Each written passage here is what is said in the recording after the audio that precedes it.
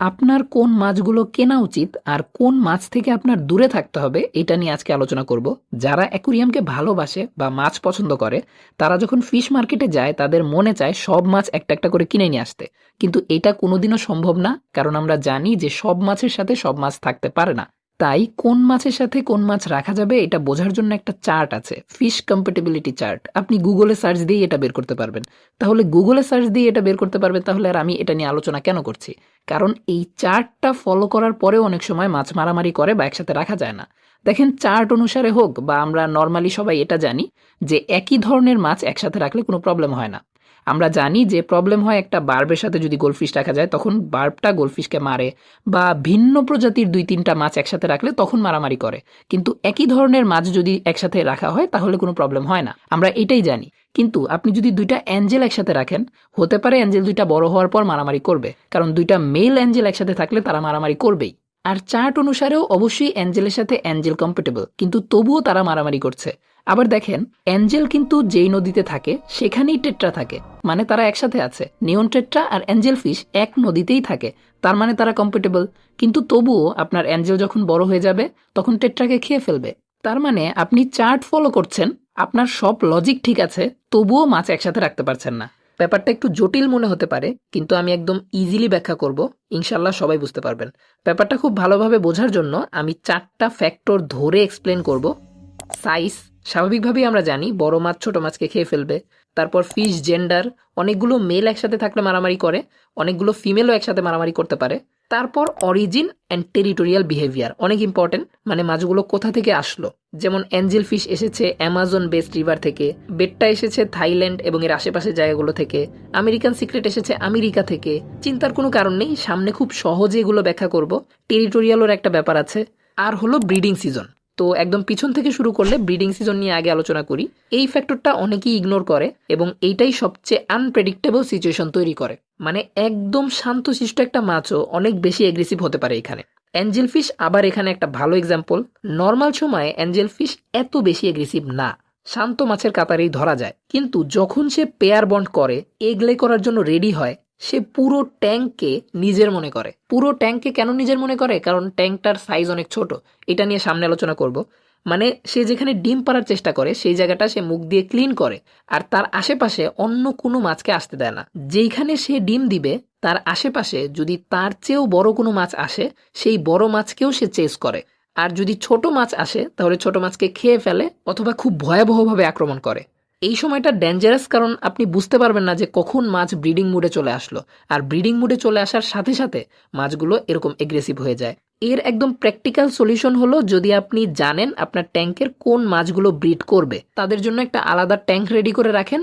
যখনই মাছ এরকম জোড়া নিয়ে নিবে তখন ওই ট্যাঙ্কে দিয়ে দিবেন। কিভাবে বুঝবেন? যখন দেখবেন যে 2টা মাছ সবসময় একসাথে আছে, অন্য কোনো মাছকে তার কাছে আসতে দিচ্ছে না, মানে 2টা মাছ সবসময় আলাদা থাকছে, তারা অন্য কোনো মাছের সাথে গ্রুপ আকারে থাকছে না, অন্য মাছকে তাদের কাছে আসতেও দিচ্ছে না, তারা একটা নির্দিষ্ট জায়গা দখল করে আছে, তখনই বুঝবেন যে তারা এখন ডিম দেওয়ার জন্য রেডি হয়ে গেছে। তাদেরকে আপনি অন্য যে কোনো জায়গায় রাখলে তারপর সেখানে তারা ডিম দিবে, বাচ্চা দিবে। এটা কিন্তু অনেক একটা সুখবর, মানে আপনার অ্যাকুরিয়ামের জন্য, আপনার জন্য এটা অনেক ভালো একটা খবর যে আপনার মাছ এখন ডিম দিবে। তো এটা বোঝা অনেক ইম্পর্টেন্ট, কিন্তু না বুঝতে পারলে দেখা যায় অন্য অনেক মাছ ক্ষতিগ্রস্ত হতে পারে। 3 নম্বর পয়েন্টটা হলো অরিজিন অ্যান্ড টেরিটোরিয়াল বিহেভিয়ার। এই ফ্যাক্টরটা একটু কমপ্লেক্স, কারণ এখানে অনেকগুলো জিনিস একসাথে কাজ করে। মানে আপনার বুঝতে হবে মাছগুলো কোথা থেকে আসলো। প্রতিটা মাছ একটা স্পেসিফিক এনভায়রনমেন্ট থেকে এনে আমরা অ্যাকুরিয়ামে ছেড়ে দিই। অ্যামাজনের মাছ, আফ্রিকান মাছ, সাউথ এশিয়ার মাছ, এদের বিহেভিয়ার, এগ্রেশন লেভেল এক না, কিন্তু প্রত্যেকটা মাছের, মানে প্রত্যেক জায়গার মাছের বিহেভিয়ার ভিন্ন রকম। যদি আফ্রিকান সিক্লেটের কথা বলা যায় তাহলে আফ্রিকান সিক্লেট কিন্তু অনেক বেশি এগ্রেসিভ, আমেরিকান সিক্লেট ওই তুলনায় অনেক কম এগ্রেসিভ। এরকম ভাবে ভিন্ন ভিন্ন নদীতে মাছের ভিন্ন ভিন্ন চরিত্র দেখা যায়। তাই এক নদীর মাছ অন্য নদীর মাছের সাথে রাখলে অনেক সময় প্রবলেম হয়। তাই আপনি যেই মাছটা কিনতে চাচ্ছেন সেই মাছটা কোন নদীতে ছিল এইটা আপনার বুঝতে হবে। আপনি গুগল সার্চ করতে পারেন। আমি আপনাকে তো সবকিছু বলতে পারবো না যে আপনি কোন মাছটা কিনতে চাচ্ছেন, অনেক মাছ আছে, সব মাছ তো আর ভিডিওতে বলা সম্ভব না। আপনি যেই মাছটা কিনতে চাচ্ছেন গুগল সার্চ করবেন সেই মাছটা কোন নদীতে ছিল, সেই নদীতে ওই মাছের সাথে আর কোন কোন মাছ ছিল এটা আপনি দেখেন। ওই নদীতে মাছটা যেই যেই মাছের সাথে ছিল সেই সব মাছকে আপনি একসাথে রাখতে পারবেন, কিন্তু সাইজটা মাথায় রাখতে হবে। শুরুতেই বলেছিলাম নিয়ন টেট্রা আর অ্যাঞ্জেল ফিশ একই নদীতে থাকে, কিন্তু তবুও নিয়ন টেট্রাকে খেয়ে ফেলে। কারণ কি? কারণ হলো সাইজ। দেখেন নিয়ন টেট্রাও কিন্তু চাইলে অ্যাঞ্জেল ফিশকে খেয়ে ফেলতে পারে। আপনি একটা নিয়ন টেট্রার কাছে একদম বেবি, একদম ছোট্ট একটা অ্যাঞ্জেল ফিশের বাচ্চা দিবেন, নিয়ন টেট্রা খেয়ে ফেলবে, বুঝতেও পারবে না যে এটা অ্যাঞ্জেল ফিশ। তাই সাইজটা তো মাথায় রাখতেই হবে। সাইজটা মাথায় রেখে আপনি একই নদীর মাছগুলোকে একসাথে রাখতে পারবেন। এর পাশাপাশি খেয়াল করতে হবে ওই নদীতে মাছটা কি খায়। আবার যদি অ্যাঞ্জেল ফিশেরই উদাহরণ দেই, অ্যাঞ্জেল ফিশ কিন্তু নদীতেই নিয়ন টেট্রাকে খায়, মানে নিয়ন টেট্রাকে খাওয়ার স্বভাব তাদের আগে থেকেই আছে। তাই বড় হওয়ার পর অ্যাঞ্জেল ফিশ অবশ্যই নিয়ন টেট্রাকে খেয়ে ফেলবে। অর্থাৎ আপনার সার্চ করতে হবে মাছটা কোন নদীতে ছিল, সেই নদীতে কোন কোন মাছের সাথে ছিল, আর সেই নদীতে মাছটা কি খাবার খেত, মানে কোন মাছগুলোকে খেত, কোন পোকামাকড় খেত, এইসব আপনার একটু বুঝতে হবে। তারপরে ব্যাপারটা হলো টেরিটোরিয়াল বিহেভিয়ার। কিছু মাছ আছে যারা ট্যাঙ্কের নির্দিষ্ট একটা অংশ নিজের মনে করে, মানে সেই এলাকায় অন্য কাউকে ঢুকতে দেয় না, সেটা তার এলাকা, মানে ডন টাইপের কিছু মাছ। এইটা সিকলেটের মধ্যে সবচেয়ে বেশি দেখা যায়। একটা সিকলেট যদি ট্যাঙ্কে একটা কোণা দখল করে নেয়, সে ওই জায়গায় অন্য কোনো মাছকে ঢুকতে দেয় না। আফ্রিকান সিকলেটের ক্ষেত্রে এটা প্রায়ই দেখা যায়, প্রায় কি সবসময় দেখা যায়, তারা সবসময় একটা নির্দিষ্ট জায়গা দখল করে নেয়, অন্য কোনো সিকলেটকেও আর সেখানে ঢুকতে দেয় না। এই টেরিটোরিয়াল বিহেভিয়ার ট্যাঙ্কের সাইজের সাথে কিন্তু সরাসরি কানেক্টেড। এইখানে একটা গুরুত্বপূর্ণ ব্যাপার আছে।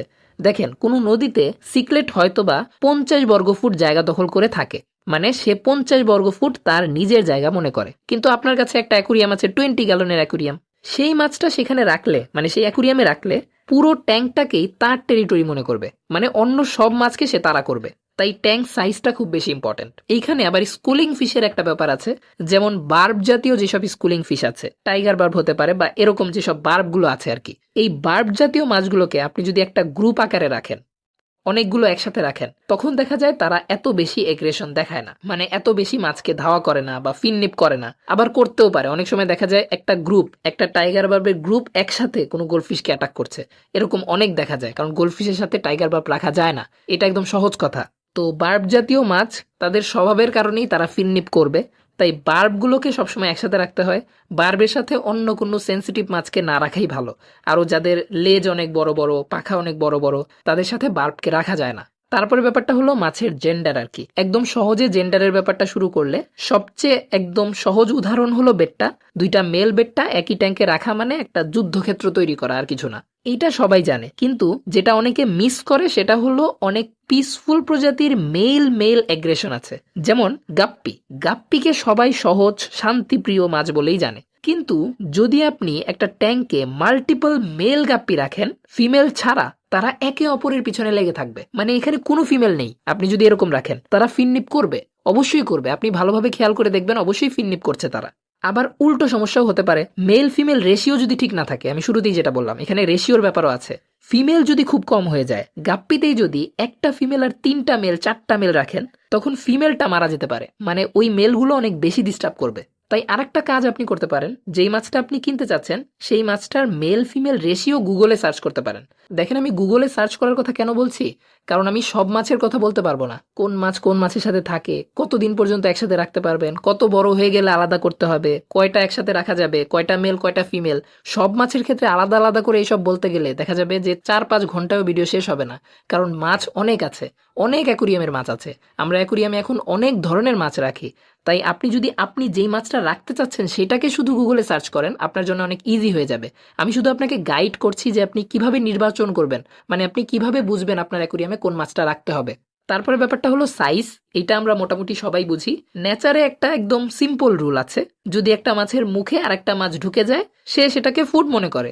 এটা সব মাছ করে, এটা স্বাভাবিক। আবার অনেক সময় এরকম হয়, আমরা যে 4-5টা মাছ কিনে নিয়ে আসছি সবগুলোর সাইজ একই রকম, 1 মাস 2 মাস পর কোনো একটা মাছ অনেক বেশি বড় হয়ে যায়, তারপর সেই মাছটা বাকি মাছগুলোকে ধাওয়া করা শুরু করে।